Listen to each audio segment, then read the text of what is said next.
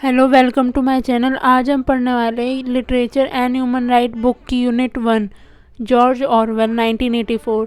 ये इस वीडियो का पार्ट 1 है और ये वीडियोस ऑल यूजी कोर्सेज़ के लिए है फॉर सेमेस्टर 5। और जैसे भी आपने जिस भी सेमेस्टर में चूज़ किया है उसके हिसाब से होगी। जर्नल के इलेक्टिव का सब्जेक्ट है ये। और आप वीडियो को 1.25x की प्लेबैक स्पीड पे करके देख सकते हैं फॉर बेटर एक्सपीरियंस। इस वीडियो में हम क्वेश्चन आंसर की फॉर्म में नोट्स पढ़ेंगे। पूरे चैप्टर की समरी है बेसिकली क्वेश्चन आंसर फॉर्म में। तो अपना टॉपिक को स्टार्ट करते हैं।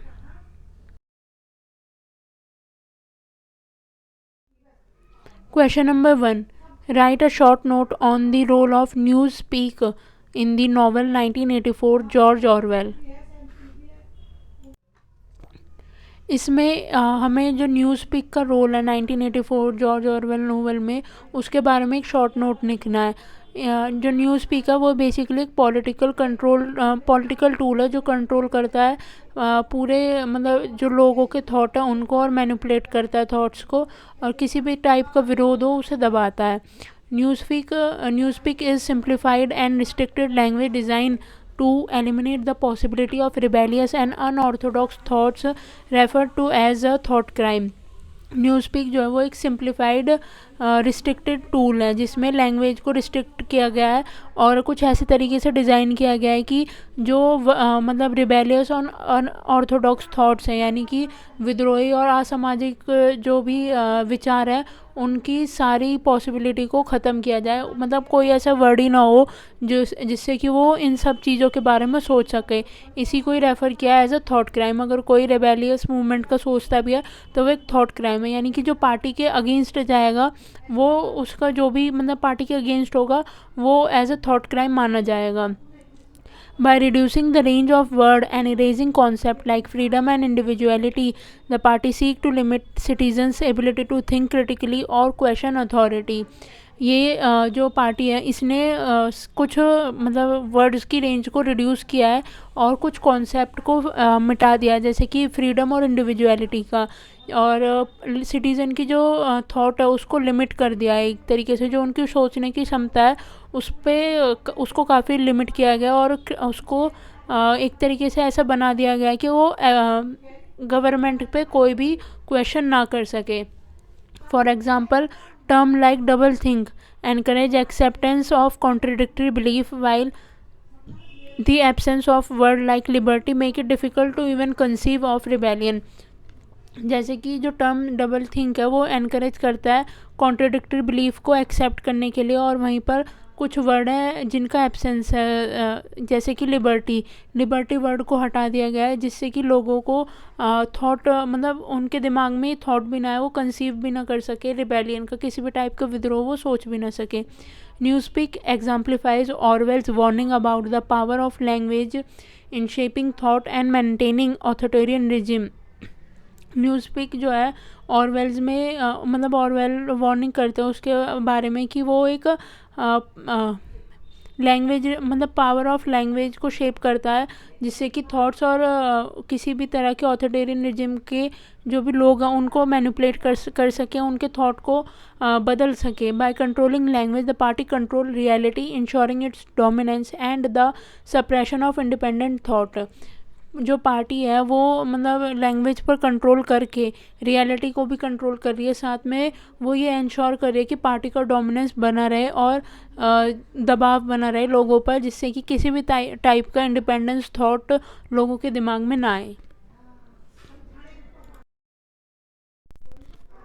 Question number 2, write down a detailed summary on George Orwell 1984। इसमें हम जो जॉर्ज ऑरवेल की डिटेल समरी उसके बारे में पढ़ेंगे। क्या उसके कॉन्टेक्स्ट है, क्या उसमें कौन प्रोटैगनिस्ट है, क्या उसकी स्टोरी है। George Orwell 1984 is a dystopian novel set in a totalitarian society ruled by the party led by the mysterious figure Big Brother। Published in 1949, the novel explored themes of oppression, surveillance, propaganda, and the erosion of individuality। George Orwell की जो story है वो 1984 के time पे set है, जो एक dystopian novel है, यानी कि एक आतंक राज्य की कहानी है जहाँ पर जो सोसाइटी रूल हो रही है वो एक पार्टी के द्वारा रूल हो रही है। टोटलिटेरियन सोसाइटी है, मतलब सिर्फ एक ही पार्टी का वर्चस्व है। और ये जो है एक मिस्टीरियस फिगर बिग ब्रदर की द्वारा चलाई जा रही है। और ये स्टोरी पब्लिश हुई थी 1949 में। और जो नोवेल है वो एक्सप्लोर करता है थीम ऑफ ऑपरेशन, यानी कि दबाव, क्या किस तरीके से पार्टी ने दबाव बना रखा था और पूरे मतलब पूरी सोसाइटी में उसका सर्विलेंस था, क्या उसका प्रोपोगेंडा था।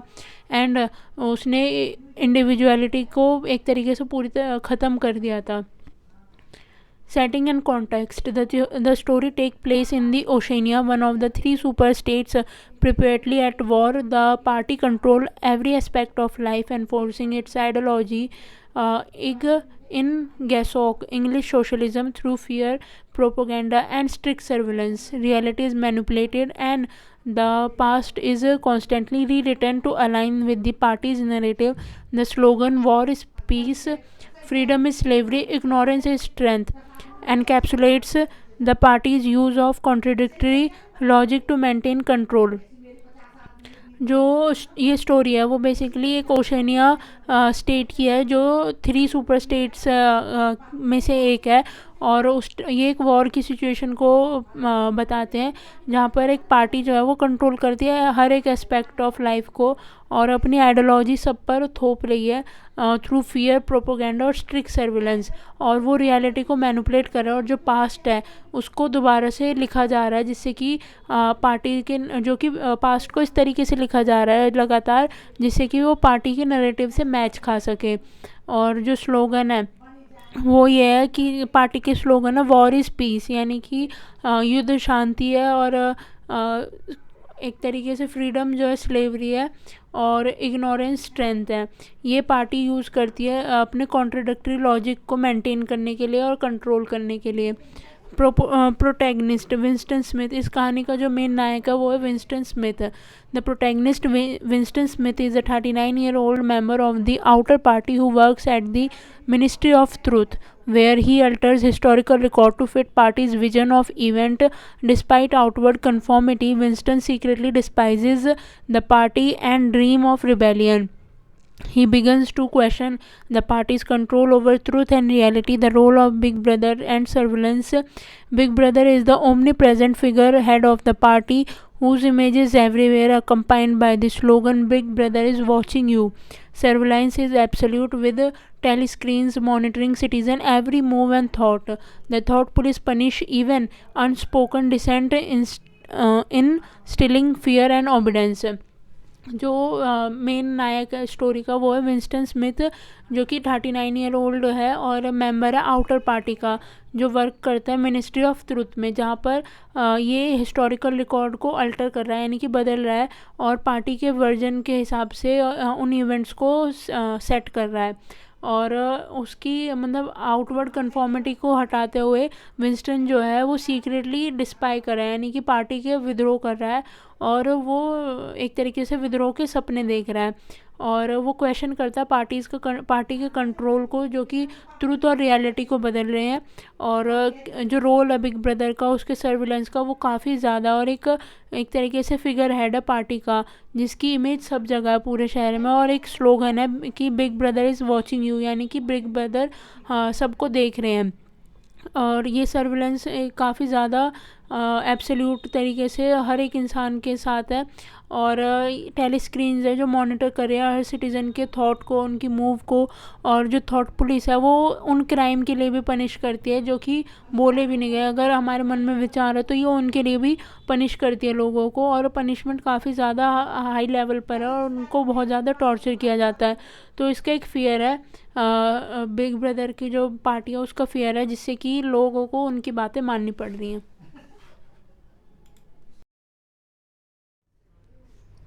Winston's rebellion. Winston began a forbidden love affair with Julia, a co-worker who shared his hatred for the party. Their relationship represents a private act of rebellion and search for the personal freedom.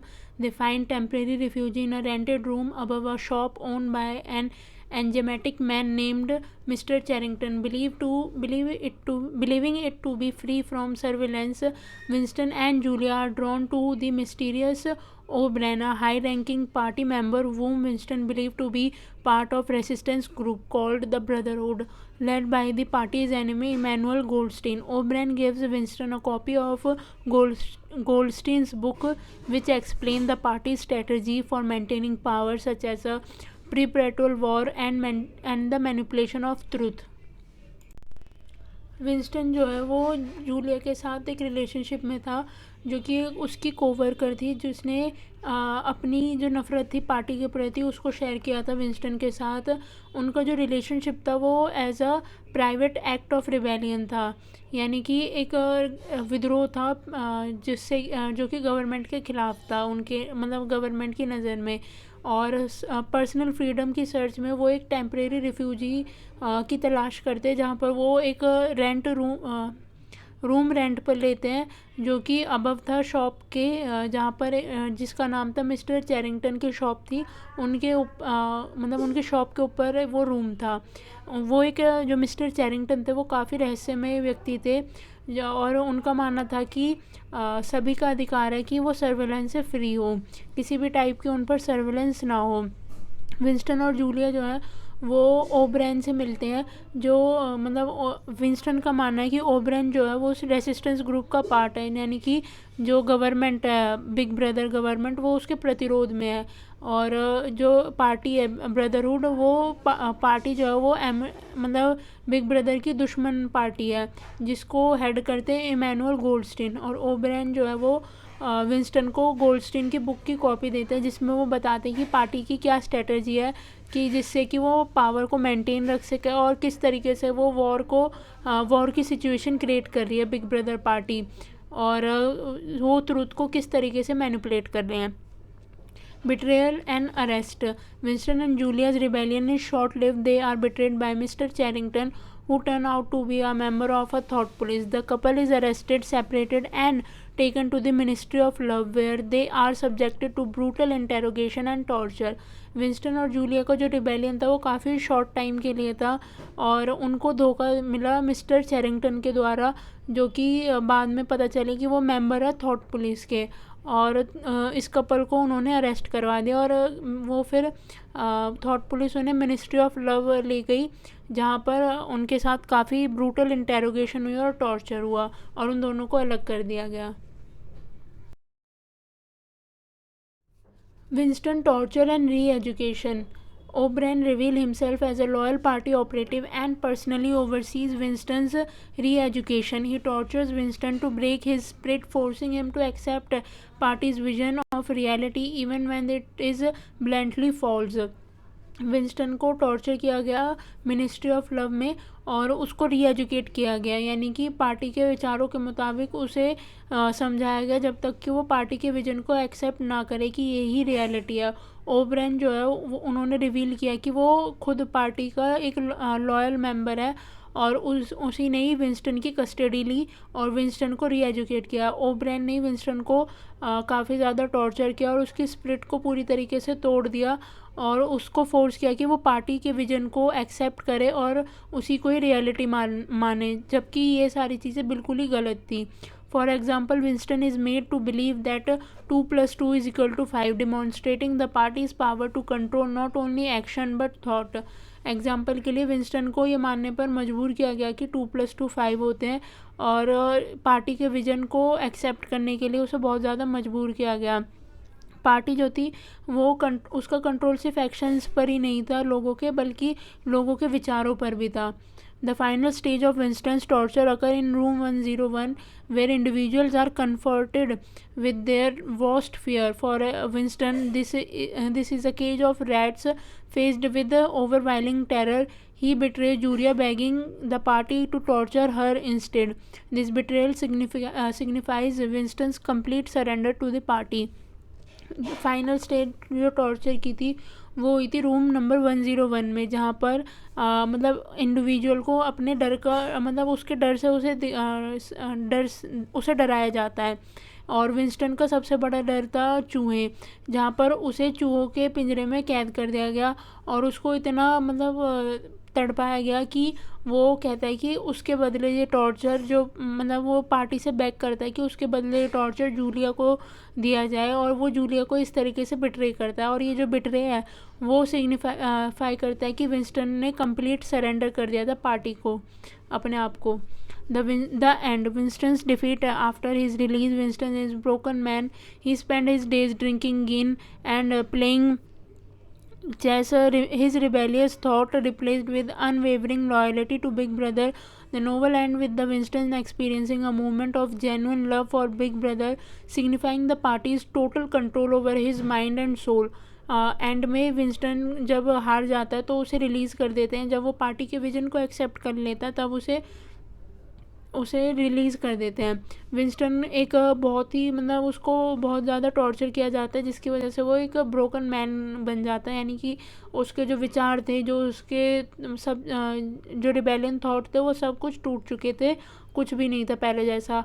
और वो अपने जो days थे वो मतलब drink पीने में waste करता था, चेस खेलता था, और जो उसके रिबेलियस थॉट थे वो लॉयल्टी में कन्वर्ट हो गए बिग ब्रदर के प्रति, जो कि काफ़ी ज़्यादा मतलब बिग ब्रदर के प्रति उसका काफ़ी लव जो था वो काफ़ी जेन्युइन हो गया। और ये नोवेल जो है वो एंड होती है कि विंस्टन एक्सपीरियंस करते कि वो बिग ब्रदर के प्रति काफ़ी ज़्यादा लॉयल है, और पार्टी का टोटल कंट्रोल दिखाते हैं कि किस तरीके से विंस्टन के माइंड पर और उसकी सोल पर पार्टी ने पूरे तरीके से कंट्रोल कर लिया है। और यही पार्टी की नीति है कि लोगों के विचारों को और लोगों के एक्शंस को किस तरीके से कंट्रोल किया जाए। उनके डर को दिखाकर वो लोगों को एक तरीके से अपने हिसाब के मुताबिक काम करवाते थे और पार्टी का विजन एक्सेप्ट करवाते थे, जिससे कि पार्टी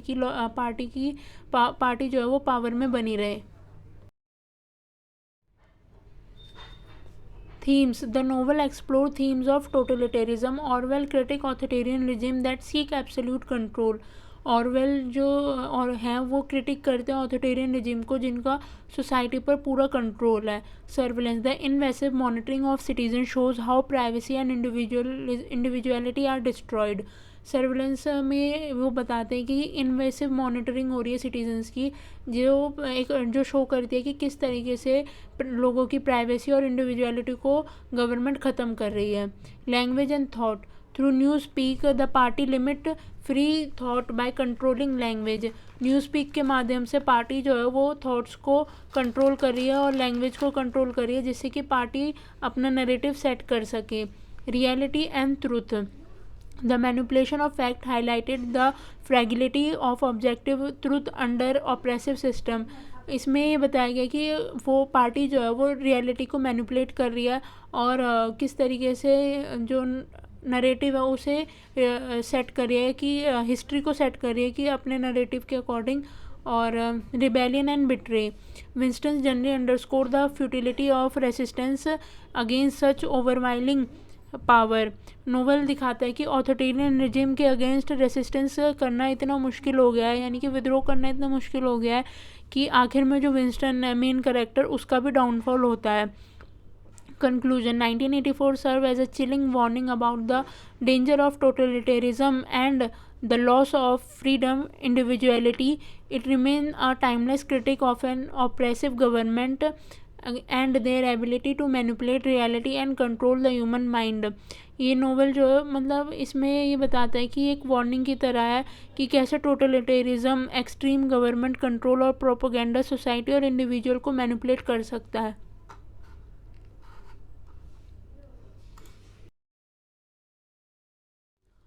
थैंक्स फॉर वॉचिंग. ये इस यूनिट का पार्ट 1 था. पार्ट 2 भी जल्दी अपलोड किया जाएगा.